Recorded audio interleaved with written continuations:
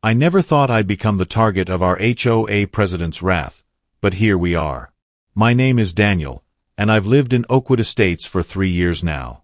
It's a nice neighborhood with manicured lawns, cookie-cutter houses, and an HOA that enforces rules with an iron fist. That iron fist belongs to Karen Wilkins, a woman in her mid-50s with the classic, "Can I speak to your manager?" haircut and a perpetual look of disapproval etched on her face. When I first moved in, I tried to keep a low profile.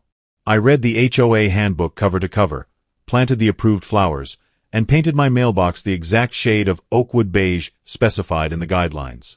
But apparently, that wasn't enough for Karen. She seemed to have a special talent for finding violations that weren't actually in the rulebook. It started with small things.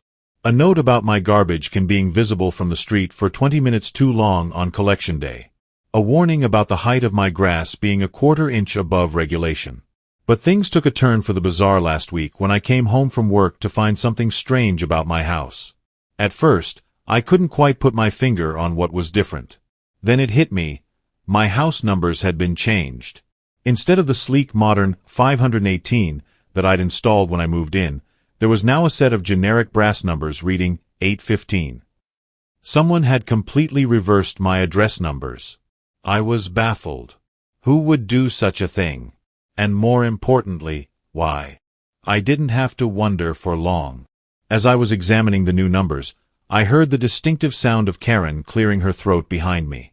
I turned around to find her standing on my lawn, arms crossed, with that smug smile she always wore when catching someone in a violation.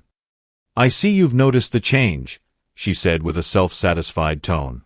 "Your modern numbers weren't in compliance with the HOA Aesthetic Guidelines, Section 12, Paragraph 4.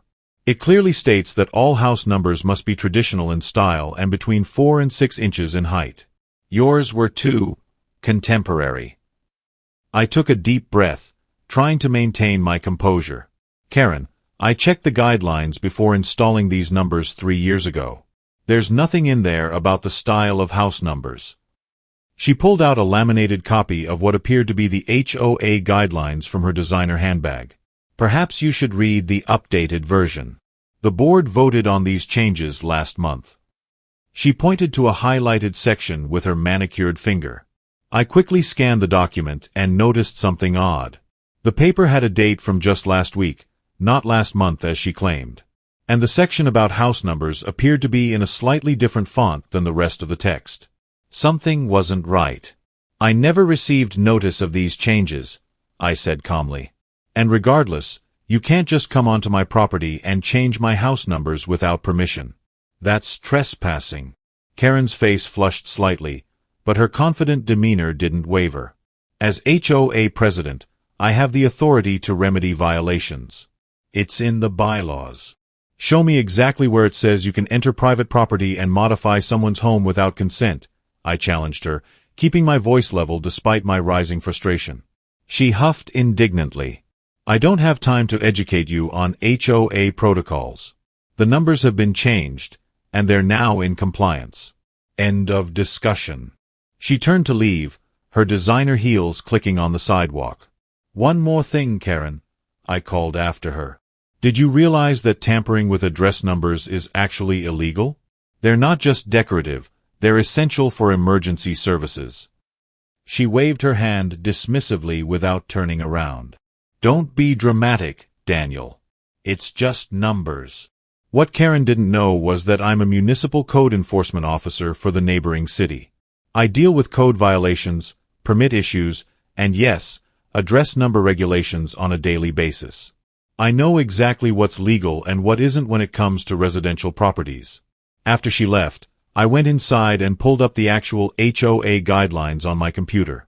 As I suspected, there was nothing about the style of house numbers, only that they needed to be visible from the street and at least 4 inches tall. Karen had fabricated the violation and even created a fake updated document to justify her actions. The next morning, I restored my original house numbers and installed a small security camera discreetly aimed at my front door area.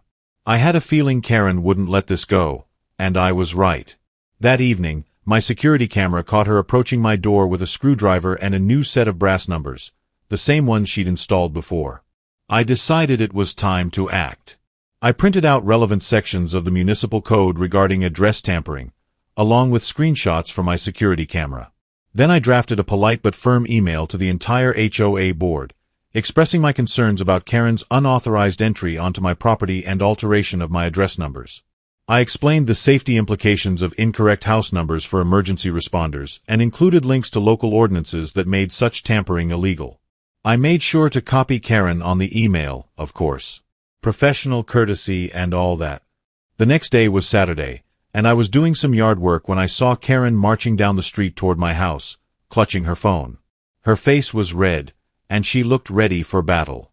Several neighbors noticed her determined stride and paused their own weekend activities to watch the drama unfold. "How dare you send that slanderous email to the entire board?" she shouted as she approached, not bothering with pleasantries. "You've made me look like a criminal." I calmly set down my garden shears and stood up to face her. "I simply stated facts, Karen. You entered my property without permission and tampered with my address numbers, which is against the law. I have video evidence of you doing this."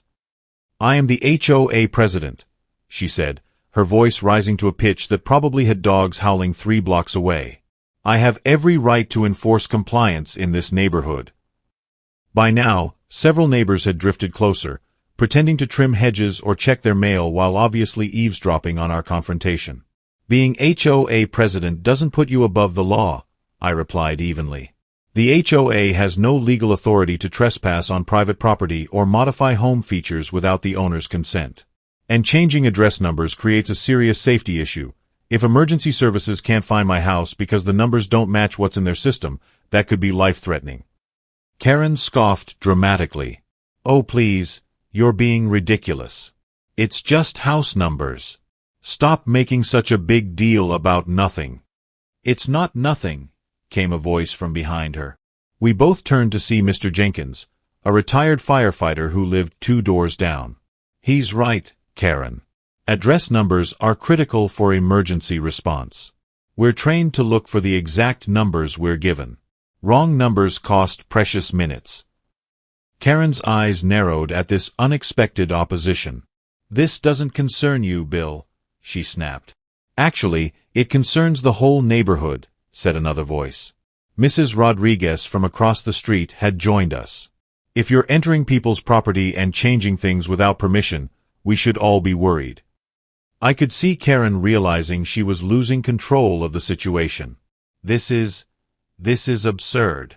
I was acting in my capacity as HOA president to maintain neighborhood standards. "Show us in the bylaws where it gives you that authority," I suggested calmly.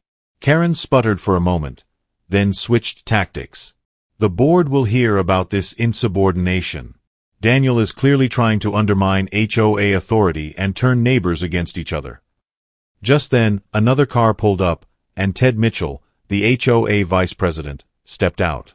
Karen's face lit up with vindication, clearly expecting backup. "Ted. Perfect timing. Daniel here is spreading false accusations about me enforcing our standards." Ted looked uncomfortable as he approached. "Actually, Karen, that's why I'm here. We've called an emergency board meeting for this afternoon. The board has some concerns about your actions." Karen's smug expression faltered. What concerns?" "After Daniel's email, several other residents have come forward with similar complaints about you entering their property without permission or creating violations that don't exist in our guidelines." Ted shifted awkwardly. "Plus, the legal implications he mentioned about address tampering are serious. The HOA could be liable." "This is ridiculous." Karen's voice had reached a new decibel level. "I've devoted 3 years to maintaining standards in this neighborhood. You can't possibly be taking his side." "It's not about taking sides," Ted explained patiently. "It's about following proper procedures and staying within our legal authority." Karen wasn't having it. She pointed an accusatory finger at me. "He's making a mountain out of a molehill. It's just house numbers." "Actually," I said, pulling out my phone, "I filed a police report this morning.